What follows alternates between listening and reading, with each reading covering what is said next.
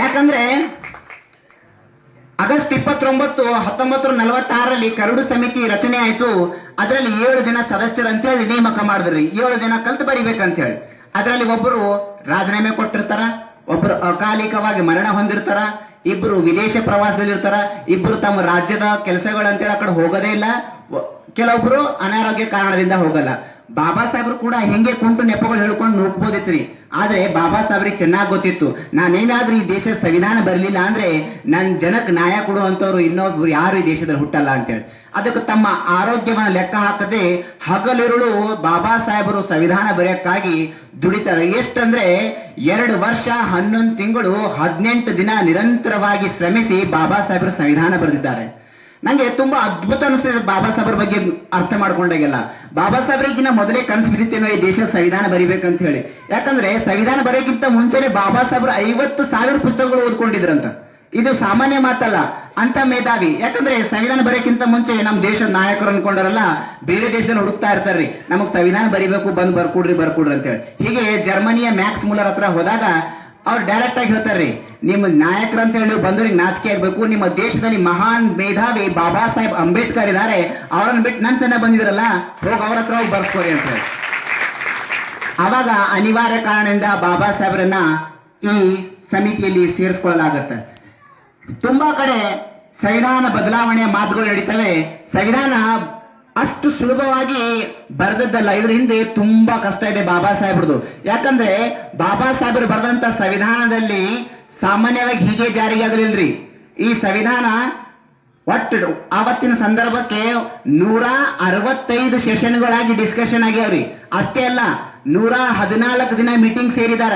ಆಮೇಲೆ 2800 ಚಿಲ್ಡ್ರೆ ಅವ್ರು ಬರೆದಂತ ಇದ್ರಲ್ಲೆಲ್ಲ ಇದು ಹೀಗಿರ್ಬೇಕು ಇದು ಇರ್ಬೇಕಂತೇಳಿ ತಿದ್ದುಪಡಿ ಮಾಡಿ ನಂತರ ಈ ಸಂವಿಧಾನವನ್ನ ಜಾರಿಗೊಳಿಸಲಾಗಿದೆ. ನಿಮಗೆ ಅರ್ಥ ಗೊತ್ತಿರಲಿ, 1,45,000 ಪದಗಳು ಇದ್ರಿ ಅವತ್ತು ಸಂವಿಧಾನ ಜಾರಿಗೆ ಆದಲ್ಲಿ. ಪ್ರತಿ ಒಂದು ಶಬ್ದಕ್ಕೆ ತಗೊಂಡು ಡಿಸ್ಕಷನ್ ಆಗ್ತದ್ರಿ. ಯಾಕಂದ್ರ ಭಾರತ, ಹಿಂದೂಸ್ತಾನ್, ಇಂಡಿಯಾ ಯಾವ್ದು ಕರಿಬೇಕು ಗೊತ್ತಿಲ್ಲ. ಒಂದು ಶಬ್ದ ಮೊದಲೇ, ಯಾಕಂದ್ರೆ ಶುರು ಅಧ್ಯಯನ ಸ್ಟಾರ್ಟ್ ಆಗ್ತದ್ರಿ. ಏನಪ್ಪಾ ಅಂದ್ರೆ ಭಾರತವು ಗಣರಾಜ್ಯಗಳ ಒಕ್ಕೂಟವಾಗಿದೆ ಅಂತೇಳಿ ಮೊದಲೇ ಹೇಳಿರ್ತದೆ. ಭಾರತ ಯಾಕೆ ಅನ್ಬೇಕು, ಹಿಂದೂಸ್ತಾನ್ ಅನ್ಬೇಕಂತ ಒಬ್ಬರು ಅಂತಾರ, ಇಂಡಿಯಾ ಅನ್ಬೇಕಂತ ಒಬ್ಬರು ಅಂತಾರ. ಈ ರೀತಿ ಪ್ರತಿ ಒಂದು ವರ್ಡ್ ತಗೊಂಡು ಡಿಸ್ಕಷನ್ ಆಗ್ಬೇಕಾದ್ರೆ ಏನೋ ಗೊತ್ತು ಗುರಿ ಇಲ್ಲದೆ ನಾವು ಸಂವಿಧಾನ ಬದಲಾಯಿಸ್ತೀವಂತ್ರಲ್ಲ, ನಿಮಗ್ ನಾಚಿಕೆ ಆಗಲ್ಲ ನಿಮಗೆಲ್ರಿಗೂ? ಅಲ್ರಿ, ಸಂವಿಧಾನ ಬದಲಾಯಿಸ್ತೀವಿ ಅನ್ನಕ್ಕೆ 1 1,45,000 ಪದಗಳ ಮೇಲೆ ಎಷ್ಟೋ ಅಧಿವೇಶನಗಳಾಗಿ ಡಿಸ್ಕಷನ್ ಮಾಡಿ ಸಂವಿಧಾನ ಫೈನಲ್ ಆಗಿದೆ ಅಂದ್ಮೇಲೆ ನೀವು ಇನ್ನ ಎಷ್ಟು ಟೈಮ್ ತಗೊಳ್ತಿರ್ಬಹುದು ಅಂತ ಮೇಧಾವಿನೇ 2 ವರ್ಷ 11 ತಿಂಗಳು 11 ದಿನ ತಗೊಂಡಿದಾರಂದ್ರೆ 18 ದಿನ ತಗೊಂಡಿದಾರಂದ್ರೆ ನಾವೆಲ್ಲ ಯಾವ ಲೆಕ್ಕ ರೀ ಅವ್ರ ಮುಂದ? ಈ ದೇಶದಲ್ಲಿ ಸಂವಿಧಾನ ಬದಲಾಯಿಸ್ಬೇಕಂತೇಳಿ ಹೊರಟಿರೋರು ಕಾರಣ ಎಷ್ಟೇ ರೀ? ಜನರಿಗೆ ಏನು ಗೊತ್ತಿಲ್ರಿ, ಸಂವಿಧಾನ ಅಂದ್ರೆ ಬರೀ ರಿಸರ್ವೇಶನ್, SC ST. ನಮ್ಮೆಲ್ರಿಗೂ ನಾಚಿಕೆ ಆಗ್ಬೇಕು. ಬಾಬಾ ಸಾಹೇಬರು SC ST ಕೊಟ್ಟಿದ್ಕಿಂತ ಜಾಸ್ತಿ ರಿಸರ್ವೇಶನ್ OBCದವ್ರಿಗೆ ಕೊಟ್ಟಾರ್ರಿ. OBCದವ್ರು ಯಾರು ಬಾಬಾ ಸಾಹೇಬ್ರ ಹೆಸರೇ ಹೇಳಲ್ಲ. ಈ ದೇಶದಲ್ಲಿ 27% OBCದವ್ರು, ಅದರಲ್ಲಿ ಲಿಂಗಾಯತ್ ಬರ್ತಾರ್ರಿ, ಅದರಲ್ಲಿ ಮುಸ್ಲಿಂ ಬರ್ತಾರ, ಅದರಲ್ಲಿ ಹಿಂದುಳಿದ ವರ್ಗವರು, ಕುರುಬ, ಕಬ್ಬಲಿಗ ಎಲ್ಲರೂ ಬರ್ತಾರೆ. ಎಲ್ಲರೂ ರಿಸರ್ವೇಶನ್ ಇಂದ ಎಲೆಕ್ಷನ್ ಗೆದ್ದಿತಾರ, ಎಲ್ಲರೂ ರಿಸರ್ವೇಶನ್ ಇಂದ ನೌಕರಿ ತಗೋತಾರ, ಎಲ್ಲರೂ ರಿಸರ್ವೇಶನ್ ಇಂದ ಫೀಸ್ ಕಟ್ತಾರ, ಎಲ್ಲರೂ ರಿಸರ್ವೇಶನ್ ಇಂದ ಶಾಲೆ ಬರೀತಾರ. ಆದ್ರೂ ನೌಕರಿ ಹತ್ತಿನಾಗ ನಾ ಹೆಂಗ್ ಪಾಸ್ ನಾ ಜನರಲ್ದಾಗ ಪಾಸ್ ಆಗಿದ್ದೀನಿ. ಅದು ಅವನಿಗೆ ಗೊತ್ತೇ ಇಲ್ಲ OBC ರಿಸರ್ವೇಶನ್ ಅಂತೇಳಿ. ಬರೀ ರಿಸರ್ವೇಶನ್ ಅಂದ್ರೆ SC ST ಬಹಳ ಕಡೆ ಕೇಳ್ತೀನಿ ನಾನು. SC ST ದರಿಗೆ ಫೀಸ್ ಕಮ್ಮ ಅಂದ್ರೆ ಅವ್ರಿಗೆ ಫೀಸ್ ಕಮ್ಮು, ನಾವು ಎಷ್ಟು ಕಟ್ಬೇಕು 700. ನಿಮಗ್ ಗೊತ್ತಿಲ್ಲ 1500 ಜನರಲ್ದವ್ರಿಗೆ ಅದ, ನೀವೇ 700 ಕಟ್ಲತ್ತೀರಿ. ಇದು ಗೊತ್ತಿಲ್ಲ. ಇಂಥ ಜನಗಳು ಬಾಬಾ ಸಾಹೇಬ್ರನ್ನ ಎಂದ ಅರ್ಥ ಮಾಡ್ಕೋತಾರ ಅಂತ ಹೇಳಿ ಇವರೆಲ್ಲ ಅರ್ಥ ಮಾಡ್ಕೊಳ್ಳಲ್ಲ. ಈ ರೀತಿ ದೊಡ್ಡ ಸಂವಿಧಾನ ಬರೆದಂತ ಬಾಬಾ ಸಾಹೇಬರು ನವೆಂಬರ್ 26, 1949 ರಾಜೇಂದ್ರ ಪ್ರಸಾದ್ ಅವರಿಗೆ ಹಸ್ತಾಂತರ ಮಾಡಿ ಹೊರಗೆ ಬರ್ಬೇಕಾದ್ರೆ ಪತ್ರಕರ್ತರು ಇವರು ತುಂಬಾ ಖುಷಿಲಿ ಬರ್ತಾ ಇದ್ದಾಗ ಪತ್ರಕರ್ತರು ಅವ್ರಿಗೆ ಒಂದು ಪ್ರಶ್ನೆ ಕೇಳ್ತಾರ್ರಿ, ಬಾಬಾ ಸಾಹೇಬ್ರೆ ಯಾಕೋ ತುಂಬಾ ಖುಷಿಯಾಗಿದ್ದೀರಿ, ಯಾವತ್ತು ನಿಮ್ಮ ಮುಖದಲ್ಲಿ ಇಷ್ಟು ನಗು ನೋಡಿಲ್ಲ ಅಂತ ಹೇಳಿ. ಅವಾಗ ಬಾಬಾ ಸಾಹೇಬ್ರು ಹೇಳ್ತಾರೆ, ಹಿಂದೆ ಈ ದೇಶದ ರಾಜ ರಾಣಿ ಹೊಟ್ಟೆಯಲ್ಲಿ ಹುಡ್ತಾ ಇದ್ದ, ಆದ್ರೆ ಈ ದೇಶದ ಸಂವಿಧಾನ ಮೂಲಕ ನಾನು ಇತಿಹಾಸ ಬದಲಿಸಿದೀನಿ, ಈ ದೇಶದ ರಾಜ ಇನ್ನು ಮುಂದೆ ಮತದಾನ ಪೆಟ್ಟಿಗೆಯಲ್ಲಿ ಹುಟ್ಟುತ್ತಾನ ಅಂತ ಹೇಳಿ. ಅವಾಗ ಮುಂದುವರೆದವ್ರ ಪತ್ರಕರ್ತರು ಸುಮ್ಮನಿರಲ್ರಿ, ಯಾವ ಹೆಮ್ಮೆಲಿ ಇಷ್ಟು ಹೇಳ್ತೀರಿ ಬಾಬಾ ಸಾಹೇಬ್ರೆ, ನಿಮ್ ಜನ ನಿಮಗೆ 3 ಸರಿ ಸೋಲ್ಸ್ಯಾರ ಅಂದ್ಮೇಲೆ ಈ ಜನ ನಿಮ್ ಸಂವಿಧಾನ ಜಾರಿ ಮಾಡ್ತಾರ ಅಂತೇಳಿ ಯಾವ ಹೆಮ್ಮೆಲಿ ಹೇಳ್ತೀರಿ ಅಂತ ಹೇಳಿ. ಅವಾಗ ಬಾಬಾ ಸಾಹೇಬ್ರ ಒಂದು ಮಾತು ಹೇಳ್ತಾರೆ, ಒಂದ್ ದೇಶದ ಸಂವಿಧಾನ ಎಷ್ಟೇ ಕೆಟ್ಟದಾಗಿರ್ಲಿ ಅದನ್ನ ಜಾರಿ ಮಾಡಕ್ ಕೂಡ್ತಾರಲ್ಲ ಜನ, ಅವ್ರು ಒಳ್ಳೆ ರೀತಿಯಲ್ಲಿ ಜಾರಿ ಮಾಡಿದಾಗ ಆ ದೇಶ ಅಭಿವೃದ್ಧಿ ಹೊಂದದ. ಅದೇ ರೀತಿ ಒಂದ್ ದೇಶದ ಸಂವಿಧಾನ ಎಷ್ಟೇ ಒಳ್ಳೇದಾಗಿರ್ಲಿ, ಆ ಜಾರಿ ಮಾಡದಿರುವಂತ ಜನ ಅಲ್ಲಿದ್ದಾಗ ಆ ಸಂವಿಧಾನ ಎಲ್ಲಕ್ಕಿಂತ ಕೆಟ್ಟ ಸಂವಿಧಾನ ಆಗ್ತದೆ ಅಂತೇಳಿ ಬಾಬಾ ಸಾಹೇಬ್ರಿಗೆ ಗೊತ್ತಿತ್ತು. ಆ ಜನ ನನ್ನ ಸಂವಿಧಾನನ ಜಾರಿ ಮಾಡಲ್ಲ ಅಂತೇಳಿ ಬಾಬಾ ಸಾಹೇಬರು ಬರೆದಂತ ಸಂವಿಧಾನ ಯಥಾವತ್ತಾಗಿ ಜಾರಿ ಆಗಿದ್ರೆ 10 ವರ್ಷದಲ್ಲಿ ಭಾರತ ವಿಶ್ವವನ್ನೇ ತನ್ನ ಕೈಯಲ್ಲಿ ಹಿಡಿತಾ ಇತ್ರಿ. ಆದ್ರ ನಮ್ಮ ರಾಜಕಾರಣಿಗಳು ಒಳ ಜಗಳ ಜಾತಿಯಲ್ಲಿ ಬಾಬಾ ಸಾಹೇಬರ ಸಂವಿಧಾನ ಇನ್ನೂ ಕೂಡ ಜಾರಿಯಾಗಿಲ್ಲ. ಅಂತ ಪರಿಸ್ಥಿತಿಯಲ್ಲಿ ನಾವಿದೀವಂದ್ರೆ ಬಾಬಾ ಸಾಹೇಬರ ಸಂವಿಧಾನ ಈ ರೀತಿ ಬರೀ ರಿಸರ್ವೇಶನ್ ಅನ್ನೋ ಕಾರಣಕ್ಕೆ ಬದಲಿಸ್ತೀವಂತ ಹೊರಟ್ರೆ ಈ ಜನ ಮುಂದೊಂದಿನ ದೊಡ್ಡ ಸಂಕಟ ಎದುರಿಸಬೇಕಾಗತ್ತೆ. ಯಾಕಂದ್ರೆ ಒಂದ್ ಕಡೆ ಒಂದು ಮಾತಿದೆ ರೀ, ಜಿನ್ಕೋ ಚಲ್ನೆ ಕಾ जोश नहीं वो दौड़ने का बात करते हैं और जिनको सरकार चलाने का होश नहीं वो संविधान बदलने का बात करते हैं.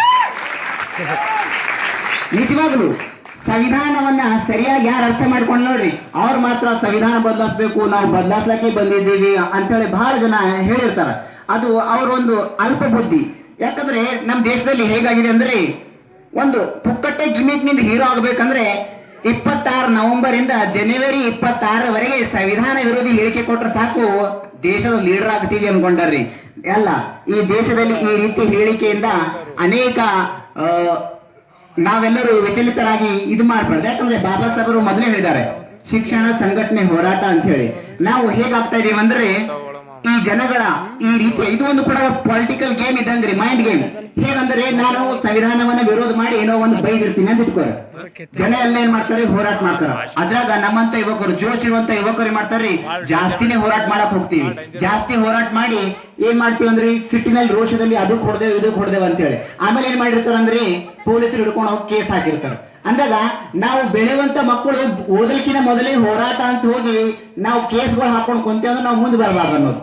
ಅದಕ್ಕೆ ಪೊಲಿಟಿಕಲ್ ಗಿಮಿಕ್ ಇಂದ ಈ ರೀತಿ ನಡೀತೆ.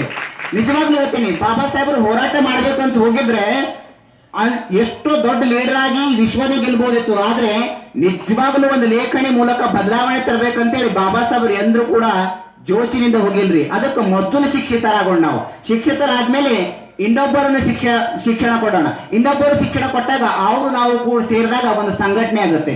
ಆ ಸಂಘಟನೆ ಮೂಲಕ ಹೋರಾಟ ಮಾಡಿದಾಗ ಈ ದೇಶದಲ್ಲಿ ಹೊಸ ಚಿತ್ರಣ, ಹೊಸ ಇತಿಹಾಸ ಉಟ್ಕೊಂಡು ಒಂದು ಪ್ರಬುದ್ಧ ಭಾರತ ನಿರ್ಮಾಣವಾಗಿ ನಾವೆಲ್ಲರೂ ಸುಖ ಶಾಂತಿಯಲ್ಲಿ ಇರಬಹುದು ಅಂತೇಳಿ ಹೇಳ್ತೀನಿ. ಯಾಕಂದ್ರೆ ತುಂಬಾ ಜನ ಹೇಳ್ತಾರೆ ಸಂವಿಧಾನದಲ್ಲಿ ಬಾಬಾ ಸಾಹೇಬರು ಸಮಾನತೆ ಅಂತೇಳಿ ಕೊಟ್ಟಿದ್ದಾರೆ ಅಂತಾರೆ. ಸಮಾನತೆ ಇದನ್ನೆಲ್ಲ ಈ SC ST ಅಂತ ಹೇಳಿ ಯಾಕೆ ಭೇದ ಭಾವ ಮಾಡ್ತೀರಿ ಅಂತೇಳಿ ನಂಗ ಬಹಳ ಶಾಕ್ ಆಗ್ತದ್ರಿ. ಪ್ರತಿ ಸರಿ ಒಂದೇ ಕ್ವಶನ್ ಕೇಳ್ತೀನಿ ಈ ರೀತಿ ಯಾರು ಅಂದಾಗ ನೋಡ್ರಿ, ಶತಮಾನಗಳಿಂದ ಎಷ್ಟೋ ಸಾವಿರ ಶತಮಾನಗಳಿಂದ ನಮ್ಮನ್ನೆಲ್ಲ ತುಳಿದಿರಿ. ಅವಾಗ ಬಾಬಾ ಸಾಹೇಬರು ನಾವು ನಿಮ್ಮಪ್ಪನೇ ಮನುಷ್ಯ ಇದ್ದೀನಿ ಸಮಾನತೆ ಕೊಡ್ರಿ ಅಂತ ಕೊಡ್ಲಿಲ್ಲಲ್ಲ. ನೀವು ಸಂವಿಧಾನ ಜಾರಿಯಾಗಿ ಸ್ವಲ್ಪ ರಿಸರ್ವೇಶನ್ ಕೊಟ್ಟು ಮೇಲೆತ್ತ ಕಡೆ ರಿಸರ್ವೇಶನ್ ಕೊಡಿದಾಗ ನಮಗೂ ಸಮಾನತೆ ಬೇಕು, ನಮಗೂ ಸಮಾನತೆ ಬೇಕಂತ್ರಲ್ಲ. ನಿಮಗೆ 70 ವರ್ಷ ತಾಳ್ದಾಗಲ್ಲ ಉಂಟಿಲ್ಲ, 2000 ವರ್ಷಗಳ ತಾಳ್ಕೊಂಡು ನಾವೆಷ್ಟು ಗಟ್ಟಿಗಳಿರ್ಬೇಕು. ಈ 70 ವರ್ಷದಲ್ಲಿ ನಮಗೂ ಸಮಾನತೆ ಬೇಕು. ಮತ್ತೊಂದು ಆಶ್ಚರ್ಯ ಹೇಳ್ತೀನಿ ನಾನು ನಿಮ್ಗೆ, ರಿಸರ್ವೇಶನ್ ಕಾರಣಕ್ಕೆ ಸಂವಿಧಾನ ಬದಲಿಸ್ಬೇಕಂತೇಳಿ ಯಾರು ಹೊರಟರು ನೋಡ್ರಿ, ಅವ್ರೆಲ್ಲರೂ ತಲೆ ಏನಂದ್ರೆ ನಮಗ್ ಇಲ್ಲ ಅಂತೇಳಿ ಬದಲಿಸ್ಬೇಕಂತಾರ್ರಿ. ಅದೇ ನಾವು ನಿಮಗೂ ರಿಸರ್ವೇಶನ್ ಕೊಡ್ತೀವಿ ನಾಳೆಗೆ ಸಾಕು ಕೊಡ್ತಾರೆ ಅವ್ರು.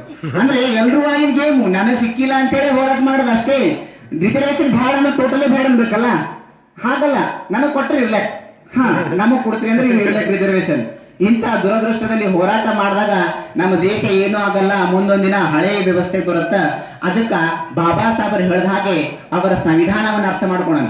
ಬಾಬಾ ಸಾಹೇಬರ ಬಗ್ಗೆ ಓದ್ಕೊಳ್ಳೋದೇನ್ ಬೇಡ್ರಿ, ಸಂವಿಧಾನವನ್ನ ಪರಿಪೂರ್ಣವಾಗಿ ಅರ್ಥ ಮಾಡ್ಕೊಂಡ್ರೆ ಕೊರಿ ಬಾಬಾ ಸಾಹೇಬರು ಪ್ರತಿಯೊಂದು ಶಬ್ದದಲ್ಲಿ ನಮಗ್ ಸಿಗ್ತಾರ. ಅಂತ ಬಾಬಾ ಸಾಹೇಬರನ್ನ ನಾವು ಆದರ್ಶವಾಗಿ ತಗೊಳ್ಳೋಣ. ದಯಮಾಡಿ ನಾನು ಈಗ ಹೇಳ್ತೀನಿ ಅಂತೇಳಿ ತಪ್ಪು ತಿಳ್ಕೊಳ್ಬಾರ್ದು. ಯಾಕಂದ್ರೆ ನಾನು ತುಂಬಾ ಚಿಕ್ಕವನಿದ್ದೀನಿ, ನಾನು ಹೇಳ್ಬಾರ್ದು. ನಾವು ಬಾಬಾ ಸಾಹೇಬರನ್ನ ಪೂಜೆ ಮಾಡೋದನ್ನ ನಿಲ್ಲಿಸ್ಬೇಕು. ಯಾಕಂದ್ರೆ ದೇವರಂದಾಗ ನಾವು ಬರೀ ಪೂಜೆ ಮಾಡಿ ಕೈಕಾಲು ಕಟ್ಕೊಂಡು ಭಕ್ತಿ ನಮಸ್ಕಾರ ಹೋಗಿ ನಡೀತೇವ್ರಿ ಅಷ್ಟೇ. ಅದೇ ಆಗ್ತದೆ ಪ್ರತಿ ಸರಿ 14ನೇ ಏಪ್ರಿಲ್ 6ನೇ ಡಿಸೆಂಬರ್ ಅಷ್ಟೇ ಆಗ್ತದೆ. ಬಾಬಾ ಸಾಹೇಬರನ್ನ ನಾವು ಆದರ್ಶವಾಗಿ ತಗೊಂಡು ನಮ್ಮ ರಕ್ತಗಳಲ್ಲಿ ಬೆರೆಸ್ಕೊಳ್ಳನ್ರಿ. ರಕ್ತ ಹೇಗೆ ಅಂದ್ರೆ ಹರಿತದಲ್ಲ, ಹಾಗೆ ಪ್ರತಿ ಒಂದು ಕ್ಷಣ ಬಾಬಾ ಸಾಹೇಬರು ನಮ್ಮ ರಕ್ತದಲ್ಲಿ ಹರಿಬೇಕು.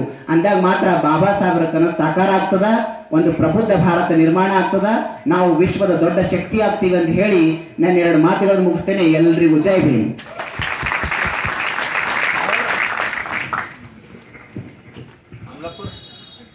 ಮನಮುಟ್ಟುವಂತೆ ಕೂಲಂಕುಷವಾಗಿ ಸಂವಿಧಾನ ಹಾಗೂ ಬಾಬಾ ಸಾಹೇಬರನ್ನ ಕುರಿತು ವಿಚಾರ ಮಂಡನೆ ಮಾಡಿರ್ತಕ್ಕಂಥ ಸೋದರ ಆಯುಷ್ಮಾನ್ ವೈದ್ಯನಾಥ್ ಅವರಿಗೆ ಮಾರುತಿ ಅವರಿಗೆ